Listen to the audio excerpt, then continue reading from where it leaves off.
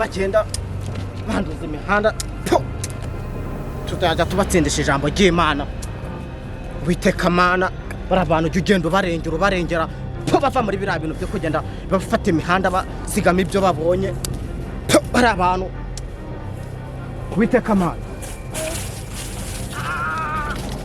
Uwiteka Mana wambwiye ko umuntu wese nzajya ngeraho uyu muntu ndamufasha iki koko Mana y'isi n'ijuru. Umuntu wamufashe ijambo ry'Imana ara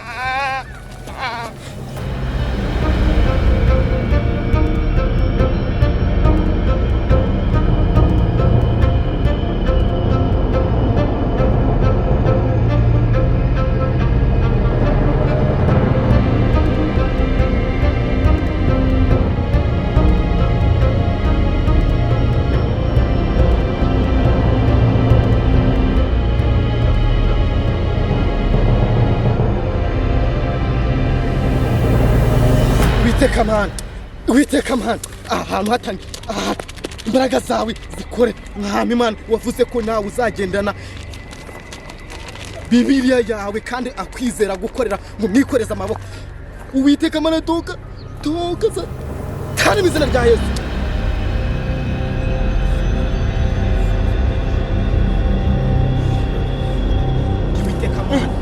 Uwiteka Mana izina rya Yesu. Uwiteka Mana izina rya Yesu. Uwiteka Mana Aleluya. Uwiteka Mana utanyica Uwiteka Mana akugiriye neza. Pfukama dusenge Imana ikugiriye neza. Imana ikugiriye neza. Abandi satani bakugabye ibitero Uwiteka Imana arakurengera. Aleluya. Uwiteka hano nahageze gute? Urinde wowe urinde. Genda umukozi w'Imana. Amen. Hano nahageze gute? Somaha kone nini nyabugogo muri gare hano nahageze gutera tuza mizina ryaye Yesu we ibikapu byanjye nabishize he tuza mizina ryaye haleluya ibikapu byanjye nabishize rede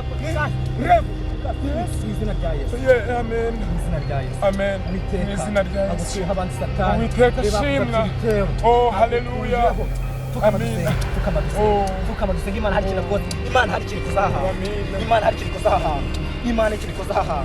Haleluya.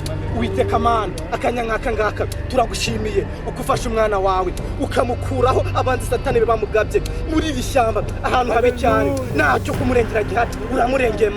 Uramurengeye Mana mwami Imana niho murengeye sikubwanjye kuko ngiyewe nambaraga mfite. Uwiteka Mana niho bama wagize icyo ukora.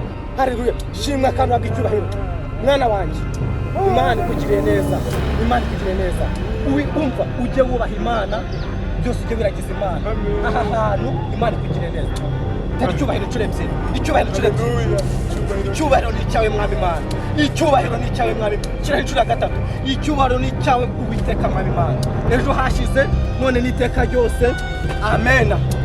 Uwiteka Mana urakoze kubigenje neza. Amen.